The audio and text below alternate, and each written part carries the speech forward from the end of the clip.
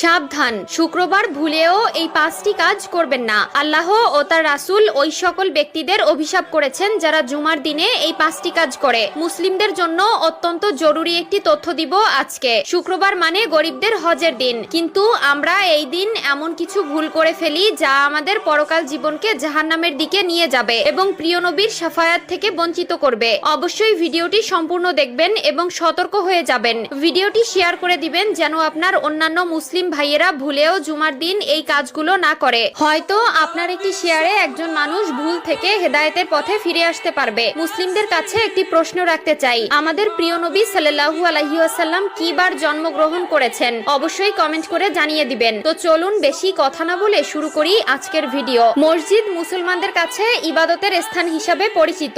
এরপরও আমরা মসজিদে এমন কিছু কাজ করে থাকি যা মসজিদের পবিত্রতা নষ্ট করে। তাই মসজিদের পবিত্রতা রক্ষার জন্য কোরআন হাদিসে নিষিদ্ধ বিষয়ের উপর লক্ষ্য রাখা উচিত। 1 নম্বরে কোনো নামাজি অন্য নামাজিকে উঠিয়ে দিয়ে বসা যাবে না। রুদ্দুল মুখতার 630। মসজিদের ভেতরে প্রতি ওয়াক্ত নামাজ একই স্থানে আদায় করার জন্য কোনো লোক নির্দিষ্ট জায়গা রাখতে পারবে না। 2 নম্বরে রয়েছে মসজিদে হারানো বস্তু তালাশ করা যাবে না, কারণ মসজিদে দ্বীনের কথা বা কাজ ব্যতীত অন্য কোনো কথা বা কাজ করা নিষেধ। মিশকাত শরীফ 654। হযরত আবু হুরায়রা রাদিয়াল্লাহু তাআলা আনহু হতে বর্ণিত, রাসূলুল্লাহ সাল্লাল্লাহু আলাইহি ওয়াসাল্লাম বলেন, তোমাদের কেউ যদি মসজিদে হারানো বিজ্ঞপ্তি দিতে শুনে তাহলে সে যেন বলে, আল্লাহ তোমাকে ওই জিনিস ফিরিয়ে না দিক, কেননা মসজিদ এই সকল কাজের জন্য নির্মাণ করা হয়নি। মুসলিম শরীফ 568। 3 নম্বরে মসজিদে দুর্গন্ধময় কোনো জিনিস খেয়ে বা নিয়ে প্রবেশ করা নিষেধ। মিশকাত শরীফ 655। রাসূলুল্লাহ সাল্লাল্লাহু আলাইহি ওয়াসাল্লাম বলেন, যে ব্যক্তি দুর্গন্ধযুক্ত খাবার খায় সে যেন তার মুখ পরিষ্কার করা ব্যতীত মসজিদে না যায়, কারণ মানুষের মতো ফেরেশতারাও দুর্গন্ধ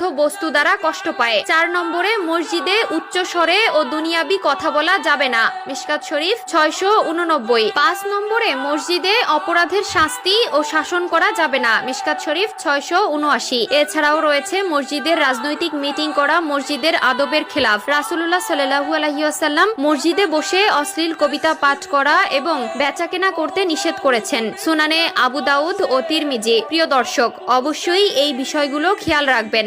মসজিদে আপনার দ্বারা যেন কেউ কষ্ট না পায়। মসজিদ হলো আল্লাহর ঘর। আমাদের অধিকাংশ মুসলিমরা দিনের 5 ওয়াক্ত নামাজ আদায় না করলেও শুক্রবার জুমার দিন ঠিকই নামাজ আদায় করে, আর এই দিন এই ভুলগুলো সবাই করে থাকে। আল্লাহ আমাদের সবাইকে সঠিক বুঝ দান করার তৌফিক দান করুক, আমিন। আমি জাহান্নামে পুরুষদেরকে অনেক আযাবে ভুগতে দেখেছি, যার মধ্যে একজনকে পাথরের উপর মাথা রেখে অন্য পাথর দিয়ে অনবরত থেতলিয়ে দেওয়া হচ্ছিল, যার জিহ্বা অনেক দূর পর্যন্ত টেনে নিয়ে